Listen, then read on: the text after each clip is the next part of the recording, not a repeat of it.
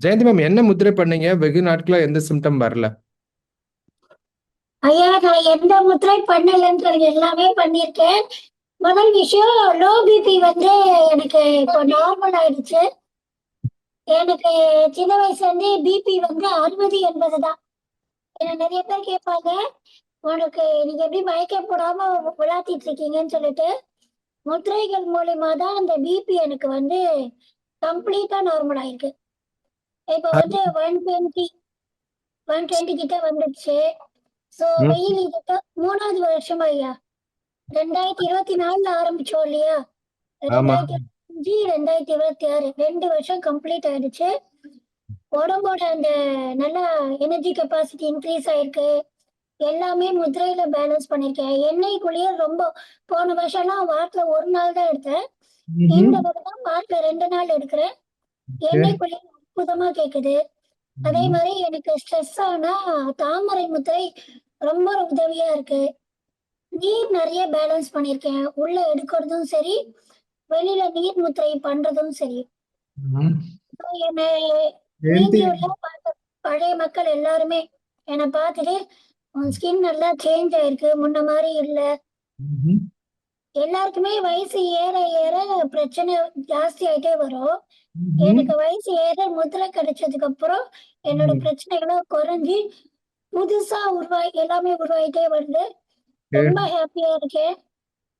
Okay. வெயில ரொம்ப அழகா மேனேஜ் பண்றேன். வீட்ல எல்லா வேலையும் பாத்துக்கிறேன். ம்ஹும். ஃபேமிலிக்கு வேண்டியது எல்லாமே உணவுலயே எல்லாமே. நான் இப்ப உணவு முறையும் மாத்திருக்கேன். ஒரு நாள் துளசி டீ, ஒரு ம்.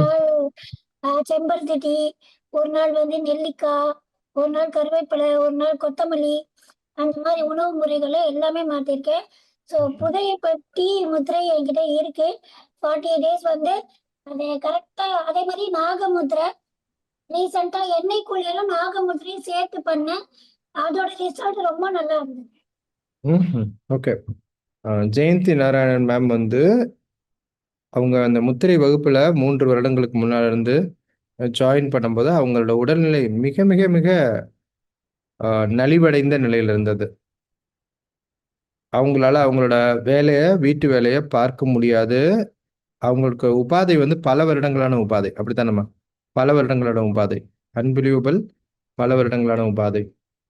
அந்த உபாதைகள்ல குறிப்பா முதல் உபாதை என்ன அப்படின்னா, அவங்க எங்கனாலும் தள்ளாடி தடுமாறி விழுந்துருவாங்க. அவங்களோட பிபி வந்து 60/80.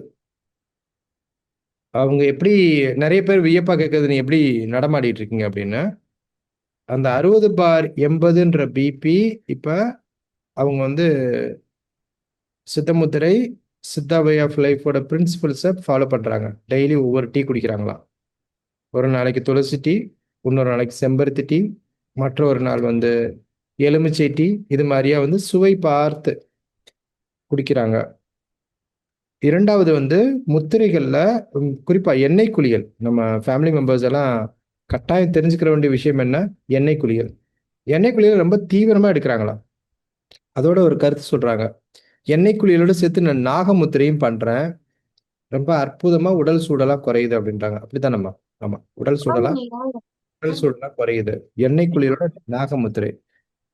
அப்ப இது போல அவங்க செய்யும் போத பிபி வந்து 60ல இருந்து 120, 120 அப்படின்றத ரொம்ப சிறப்பா ரீச் ஆகி இப்போ வந்து அவங்க வந்து இயல்பான நிலையில இருக்காங்களாம். அதற்கு மேல அவங்களுக்கு இப்ப வயசு ஆக ஆக எல்லாருக்கும் பிரச்சனை தான் அதிகமாகும். பொலிவு வந்து குறையும்.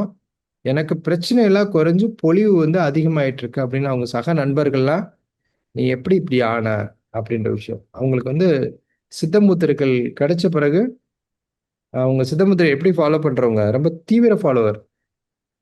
சில பேர் என்ன சொல்லுவாங்க, நார்மலா இருக்கக்கூடிய விஷயத்தை விட ரொம்ப அதீத ஆர்வத்தோட அவங்க ஃபாலோ பண்றவங்க. அவங்களுக்கு வந்து நிறைய முறை வந்து 2 ஆண்டுகளுக்கு முன்னால இருந்து நிறைய முறை வந்து அவங்களோட அனுபவத்தை கேட்டிருக்கோம். ரொம்ப டிக்ளைன் ஆகி அவங்களால ஒண்ணுமே பண்ண முடியாதுன்ற ஸ்டேஜ்ல இருந்து she got reversed due to முத்திரைகள். சித்த முத்திரைகள் மூலமாக பலனடைஞ்சவங்கள்ல குறிப்பா ரொம்ப டிக்ளைன்டு ஃபேஸ் போயிடுச்சு. ஒரு பெண்மணி கோயம்புத்தூரை சேர்ந்தவங்க, சித்தமுத்திரை மாணவி தான். சாலை ஜெயகல்பனா மேடம் என்ன சொல்லிட்டாங்கன்னா, பேசிக் முத்திரை வகுப்பு படிக்கும் போத நீங்க வந்து சித்தமுத்திரை வகுப்பு படிக்கிறது வரையும் நீங்க வந்து இந்த முதிரை பண்ணக்கூடாது அப்படின்ட்டாங்களாம்.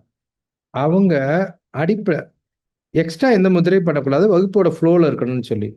அவங்க என்ன சித்தர்வனத்துல வந்து சந்திச்சாங்க. வகுப்பு முடிஞ்ச அடுத்த நாளே வந்து. என்ன ஆச்சரியம்! மத்தையுமே ஒரு மருத்துவர் வந்து ஃபோன் பண்ணி என்கிட்ட வந்து, "ஐயா ஒருத்தவங்க வந்திருக்காங்க. ஆம்புலன்ஸ் கூப்பிட்டு வைக்கணும்" அப்படின்னாரு. பக்கத்துல ஒரு அலோபதி மருத்துவமனையோட டை அப் பண்ணு. ஏன் அவங்க நல்லா தானே இருக்காங்க. அவங்க இயல்பா பேசிட்டு இருக்காங்க. ஐயா அவங்களுடைய ரத்தத்தில் இருக்கக்கூடிய ஹீமோகுளோபின் அளவு அளவு என்னன்னா 3 2.5 to 3 2.5 எப்படி இருந்தா என்ன பண்ணுவாங்க? என்ன ஆகும்? 2.5 இருந்தா காத்து குடிச்சிட்டே இருப்பாங்க. மூச்சு வாங்க ஆரம்பிச்சுரும். அந்த பெண்மணி அவங்க சொல்றாங்க, "இதுக்கு முன்னால நான் பிளட் டிரான்ஸ்ஃபியூஷன் பண்ணிட்டே இருப்பேன். பிளட் டிரான்ஸ்ஃபியூஷன் வந்து ஒன்ஸ் இன் 15 டேஸ், 30 டேஸ்க்கு ஒரு தடவ டிரான்ஸ்ஃபியூஷன் பண்ணி எனக்கு என்னனாலும் இந்த அ ஹீமோகுளோபின் மட்டும் ஏறல. இதுதான் எனக்கு அடிப்படையான நோய். ஆனா, பஞ்சபூதங்கள சமன்படுத்த ஆரம்பிச்ச பிறகு எனக்கு ஏறல. ஆனா, எப்படி இருக்குது? என்னால வந்து இயல்பு வாழ்க்கையில இருக்கேன். பெரிய அளவுக்கு ஆக்டிவிட்டியா இல்ல" அப்படின்னாங்க.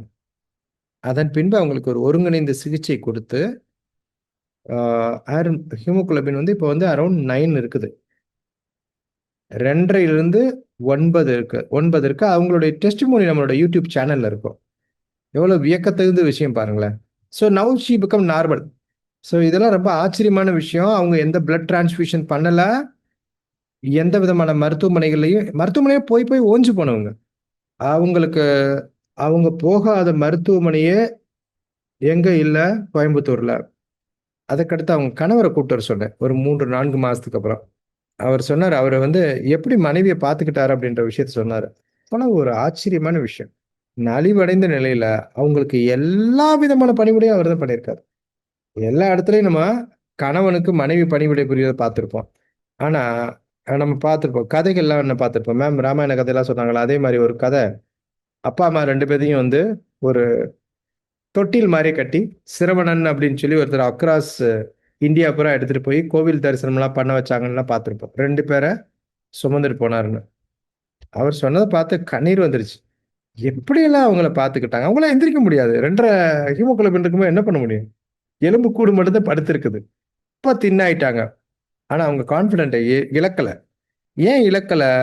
அன்பு. அவங்களுடைய தீராத அன்பு. அவங்க மனைவி மேல இருந்தக்கூடிய அன்பு, அ மரியாதை பாருங்களேன். அவ்வளவு காலத்துக்கு அப்புறம் வந்து எந்த மருத்துவமனையிலும் தீராத விஷயம், சித்த முத்திரைகள் மூலமா தீர்ந்தது அப்படின்ற விஷயத்துல அவங்களுக்கு ரொம்ப மட்டற்ற மகிழ்ச்சி. கம்ப்ளீட்டா. அவங்க தொடர்ந்த பண்ணிட்டு இருக்காங்க. எல்லாருக்கும் தெரியும். எங்க யாருக்கெல்லாம் ஹீமோகுளோபின் கம்மியா இருக்கோ, அவங்க பண்ண வேண்டிய அடிப்படை முத்திரைன்னா மண் முத்திரை. ரொம்ப அற்புதமா அவங்களுடைய வாழ்வுல வந்து ஷி காட் கம்ஸ் பேக் கம்ப்ளீட்டா. இது போல ரொம்ப ஆச்சரியமான விஷயங்கள் இருக்கும். ஜெயந்தி நாராயணன் அவர்களும் வந்து ரொம்ப அதீதமான ஆர்வம் கொண்டவங்க. ஏன்னா அவங்களோட அவங்களோட உடல் கண்டிஷன பார்த்தேன். வர்மம் வகுப்பு வந்திருந்தாங்க. எனக்கு ஆள பார்த்ததுமே ஆச்சரியம். வர்மம்லாம் யாரு கத்துக்கிற வருவாங்க? வர்மம்லாம் கத்துக்கிறவங்க, நல்ல வர்ம ஆசான்லாம் நல்ல வலுவோட, திடத்தோட, வர்மம் வர்றாங்கன்னா அவங்களுக்கு சிலம்பம் தெரியும், அடிமுறை தெரியும், களரி தெரியும், ஆள் முறுக்கேத்திட்டே வருவாங்க. அப்படி கத்துக்கிறவங்க கூடிய வர்மம் கத்துக்கிறதுக்கு முதல் முறையா ஸ்ரீரங்கத்துல, இப்ப இருக்க மண்டபம் இல்ல, வேற ஒரு மண்டபத்துல இவங்கள பார்த்தேன். பார்த்ததுமே எனக்கு ரொம்ப ஆச்சரியமான விஷயம். என்னப்பா இப்படி இருக்காங்க? மனதுக்குள்ள நெனச்சேன். பக்கத்துல இருக்கவர் சொல்லிட்டாரு, "சார் அந்த மேம் பார்த்து உட்கார சொல்லுங்க. ஓகே.